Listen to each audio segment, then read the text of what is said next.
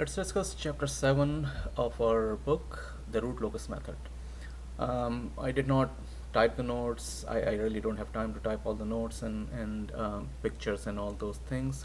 And it's kind of hard to type all this thing in short amount of time because there are so many equations and all those things. So I just made the PDF file of my notes that I have written, and hopefully you will understand this, and I'm gonna of course go ahead and explain everything as what is Root-Locus method and how you can draw the Root-Locus plot. So basically what is Root-Locus? It was a plot that was introduced by a mathematician Evans in 1948, and the basic idea of this plot is when you have a control system, like this is our control system with unity feedback gain, you are setting some sort of gain of the controller for some purpose to control the process GS. Your transfer function, of course, as you guys already know, is going to be KGS over 1 plus KGS, and we write this as PS over QS, numerator over denominator. So QS is the characteristic equation. Remember, stability of the transfer function, stability of the system comes from the poles, and poles are the roots of the characteristic equation, which is the denominator of the transfer function. So QS is 1 plus KGS. So the basic idea is if you are changing the value of K for any process G of S, and then you are calculating the poles or calculating the roots of QS, how those roots are going to be plotted on the S plane, and the collection of all those roots, when you change the value of K from, let's say, 0 to infinity or 0 to any value per se, collection of all those roots is what we called a Root-Locus plot. So that's the Root-Locus. As I said, to find the roots, of course, you equate QS to 0, 1 plus KGS to 0, and of course, we know that S is a complex number, sigma plus j omega. So 1 plus KGS gives you complex root. I mean, it can be complex root or it can be real root. You all know that when you do the residue function and all those things, some of the roots may be complex, some of the roots may be real. But in general, we assume that roots are complex. So 1 plus KGS is equal to 0 to find the roots. That means KGS equals -1.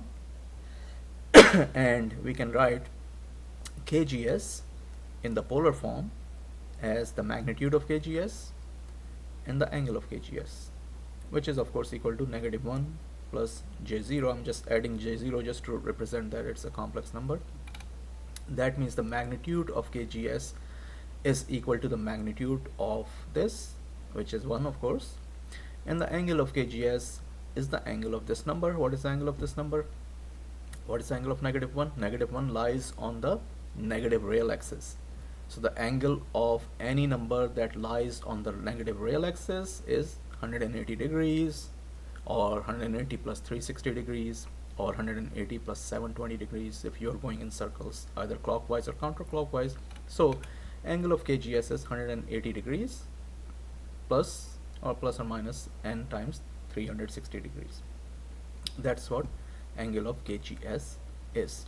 So keep this thing in mind, these two things. I mean, they are important when you're plotting it and when you're calculating any value of K for any value of S on the Root-Locus, any root on the Root-Locus.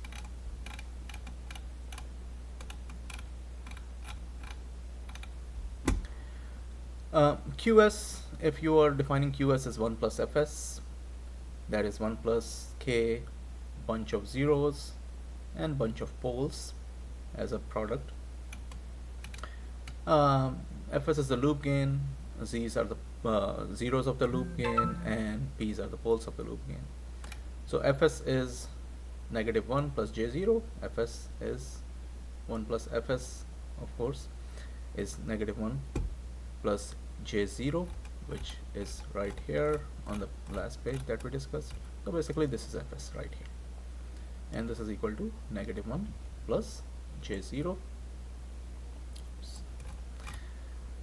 So magnitude of fs is 1, as we discussed. Magnitude of k times gs is 1, and that can be k times the magnitude of s plus z1, magnitude of this and all this, which is equal to 1.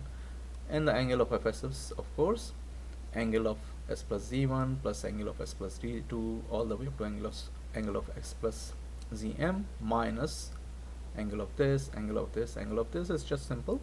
We discussed several times as how to find the phase of a complex number when the complex number is written in the fractional form. So fs angle can be calculated like this, which will be equal to, of course, either 180 degrees or negative 180 degrees, which is the angle associated with -1, or positive negative 540, that is 180 plus 360, or you keep adding it if you're going in circles and circles. In general, plus minus 180 plus 360 degrees k. Next, we're going to discuss the procedure to draw root locus.